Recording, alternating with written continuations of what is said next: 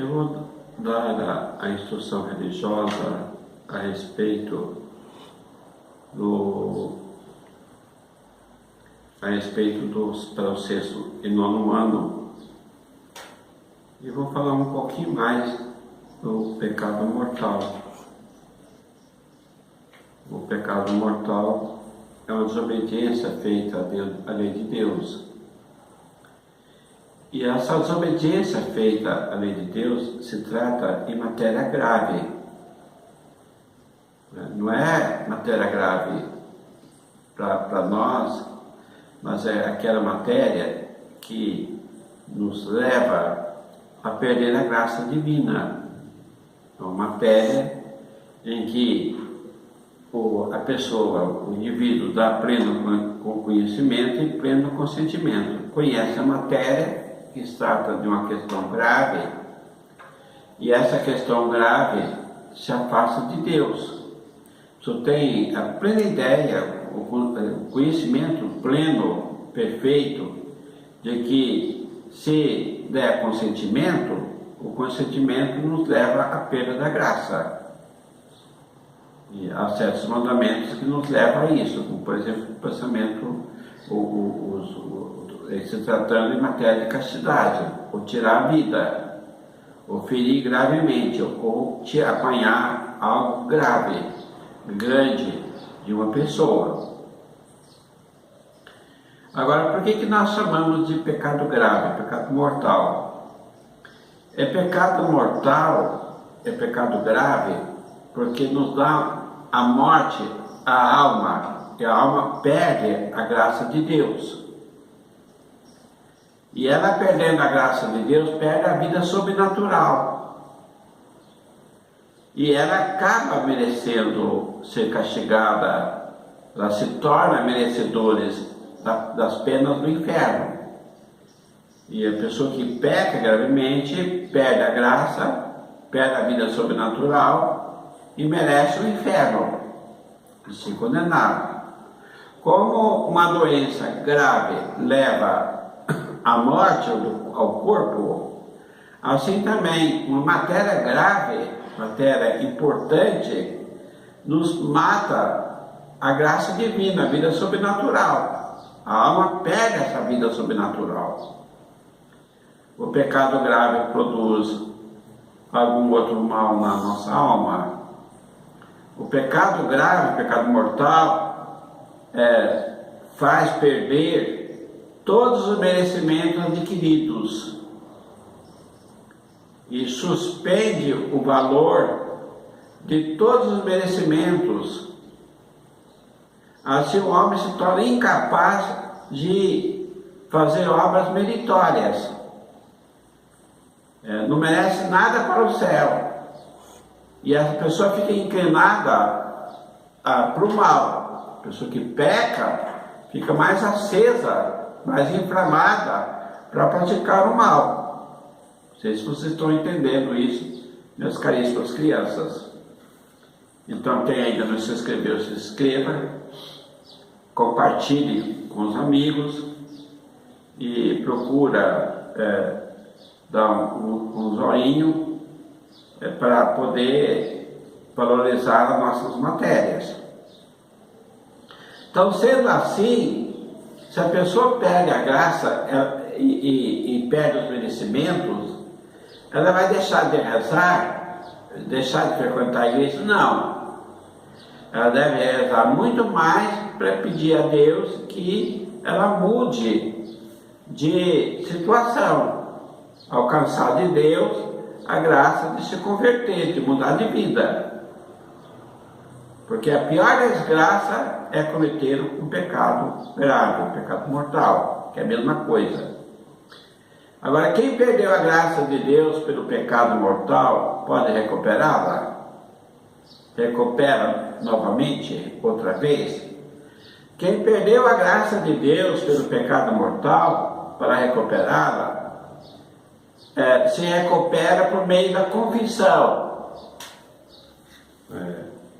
Pode fazer os maiores atos de reparação, pode fazer os maiores atos de orações que esse pecado não fica perdoado se a pessoa ela não tem o propósito de se confessar. Para perdoar é preciso ter, e confessar-se logo, ela precisa ter esse propósito. Ou então a pessoa faz o ato de contrição perfeita por amor a Deus, não por meio dos castigos, e com o propósito de se confessar quanto antes, ela recebe implicitamente o perdão dos pecados, com o propósito de se confessar, pelo menos implícito, ela recebe o perdão dos pecados, mas não se afasta a confissão. A pessoa que faz isto e se arrepende por amor a Deus e não tem propósito de se confessar, pelo menos implícito, ela não tem arrependimento perfeito. Para ter arrependimento perfeito, ela precisa querer se confessar. Além do pecado grave, nós temos o pecado venial, que é uma falta leve, com mero arrependimento, uso da água benta, e a pessoa pode alcançar facilmente o perdão de Deus. Ou a absolvição que o padre dá antes da comunhão pode alcançar o perdão de Deus, nosso Senhor. Estão compreendendo, minhas crianças? É importante esse ponto. Estou repetindo o que eu falei na outra passada com mais pormenores. E a gente pode pecar por pensamentos, palavras e obras. Tanto o pecado grave como o pecado venial, o pecado leve. Para haver isso é preciso ter conhecimento e ter pleno consentimento. E a pessoa pensa com prazer, ou pelo desejo, ou então por palavras, ou ela pratica aquilo que não deve ser praticado. Agora acontece também que a gente pode pedir por omissão, não vem à igreja, ou não ajuda um pai que precisa de alimentos,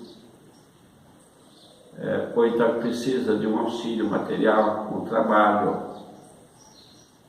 ou quem sabe não faz as matérias do colégio, vem com o caderno limpo.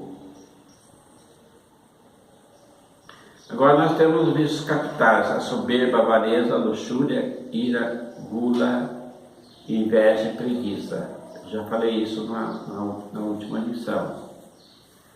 Depois temos o pecado do Espírito Santo, desespero da salvação, presunção de salvar sem merecimento, negar a verdade conhecida como tal, a inveja da graça fraterna, a obstinação dos pecados, a impenitência final. A pessoa não quer se confessar para morrer, receber os últimos sacramentos.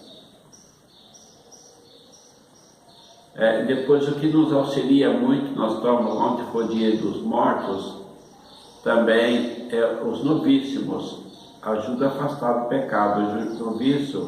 Os novíssimos são as últimas coisas que vão nos acontecer, as coisas mais novas que vão acontecer: a morte, o juízo, o inferno e o paraíso.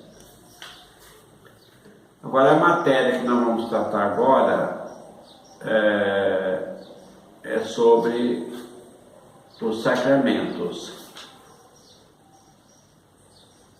O sacramento em geral. Os sacramentos são 7: batismo, confirmação, Eucaristia, penitência, extrema-unção, ordem, matrimônio. Então, batismo, confirmação, Eucaristia, penitência, extrema-unção, ordem, matrimônio. Agora, como vamos entender sobre a palavra sacramento? O que entende pela palavra sacramento? Pela palavra sacramento, entende-se um sinal sensível, um sinal eficaz da graça divina, instituído por Jesus Cristo para santificar as nossas almas. E por sacramento são chamados sinais sensíveis eficazes da graça. O que quer dizer isso? São sinais sensíveis eficazes da graça de Deus, porque significa, por meio de coisas sensíveis, a graça divina que eles produzem em nossas almas. Como nos santificam os sacramentos? Os sacramentos nos santificam dando-nos ou aumentando em nós a graça, a qual nos torna santos, gratos a Deus, como seus filhos adotivos e herdeiros do céu. Quem deu esse sacramento, essa virtude de santificar, nos santifica, foi o próprio Jesus Cristo, com a sua paixão e morte. Deu ao sacramento a virtude de nos santificar. Os méritos de Jesus Cristo são nos aplicados. Quais são os sacramentos que nos santificam, dando-nos a graça e nos tornam amigos de Deus? O sacramento que nos santifica, nos dão alguns dons, o batismo nos concede a primeira graça, que é o perdão do pecado original. Segundo, a penitência pela qual somos perdoados dos nossos pecados atuais. Éramos inimigos de Deus, por meio desse sacramento nos tornamos amigos de Deus.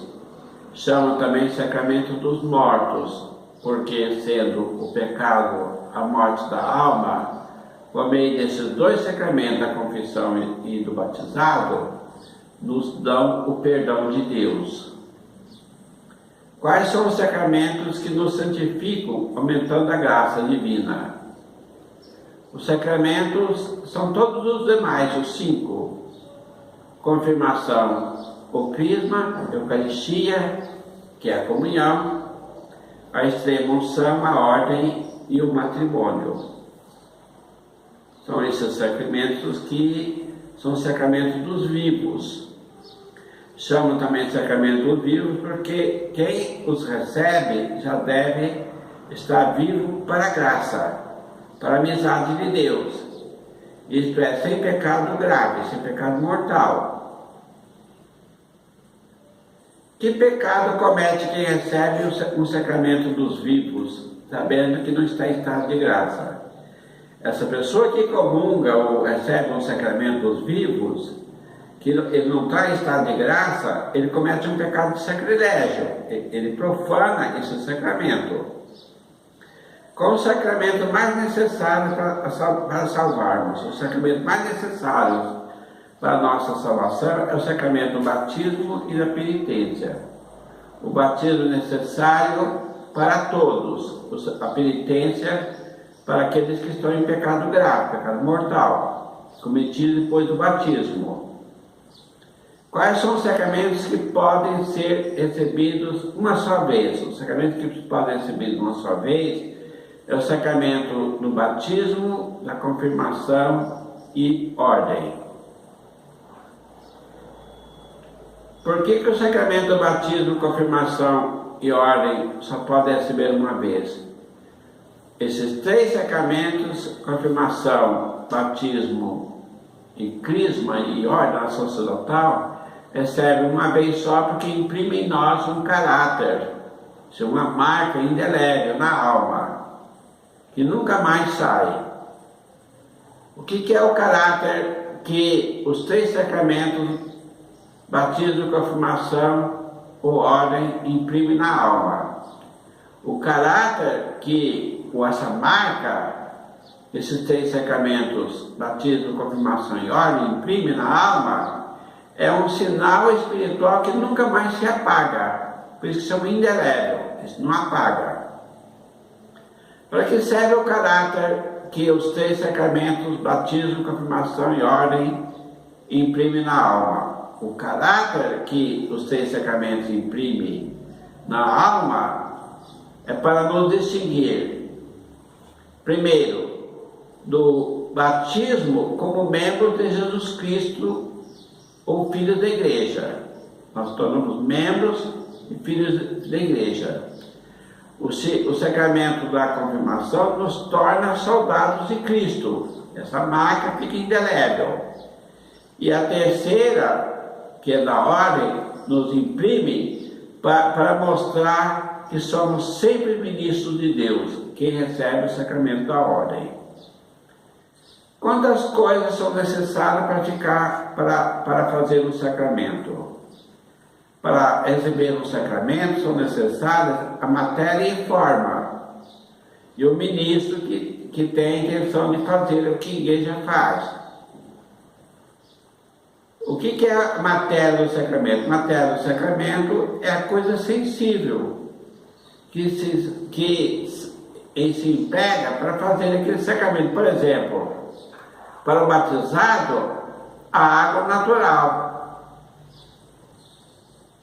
O azeite e o bálsamo é na confirmação, na crisma. Qual é a forma do sacramento? A palavra por onde é administrado o sacramento.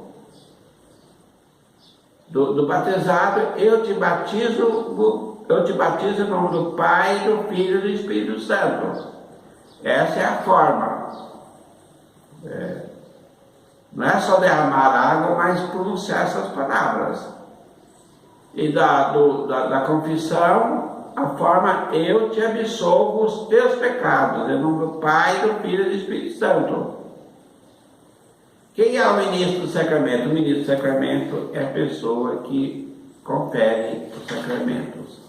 Então, meus caríssimos crianças, esta é a matéria do sacramento em geral. E depois eu vou falar o sacramento particular de cada um na próxima semana. Que Deus abençoe, que Nossa Senhora ajude a todos, em nome do Padre, do Filho e do Espírito Santo. Amém. E quem não se inscreveu, procura se inscrever e procura compartilhar, divulgar e procura também dar um zoinho para poder incrementar a nossa matéria. Fique com Deus, até a próxima semana.